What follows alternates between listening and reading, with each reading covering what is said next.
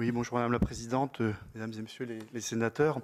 Voilà, quelques mots pour me présenter. Là, j'étais formé en Belgique, au Canada et en Belgique. Et j'exerce la neurochirurgie et l'algologie libérale à Marseille, après avoir été praticien à la Pitié-Salpêtrière et à la Timone.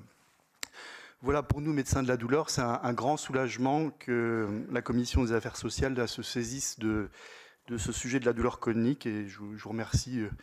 Et ça pour deux raisons. Déjà, c'est un drame individuel. On l'a dit, un fléau national.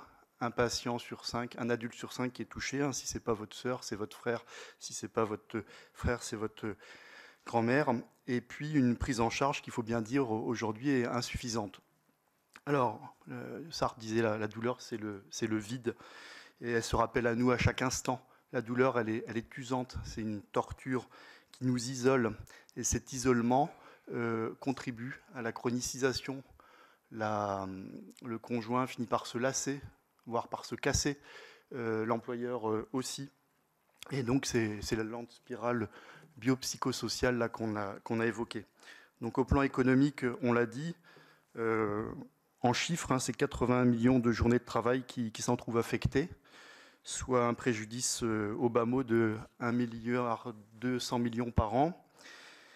Et il ne faut pas oublier qu'en fait, les médicaments, notamment antalgiques, en particulier antalgiques, participent de cet absentéisme.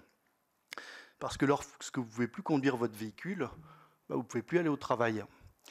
Et il faut bien dire aujourd'hui que les morphiniques sont prescrits en première ligne, et pas seulement les morphiniques, les psychotropes, parce que bien souvent, les médecins qui sont en première ligne, les médecins généralistes, sont démunis face à des patients douloureux chroniques qui ne trouvent pas de débouché dans les centres de la douleur chronique, avec seulement 3% des patients douloureux chroniques qui peuvent trouver une place dans ces centres de la douleur chronique qui sont sursaturés, avec des médicaments dont l'efficacité aujourd'hui, l'inefficacité, je devrais dire, est de mieux en mieux documentée.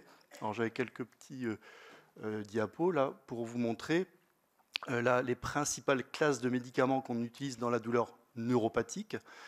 Le NNT, c'est le nombre de patients qu'il faut pour qu'un seul soit soulagé, de 30 à 50%. Donc là,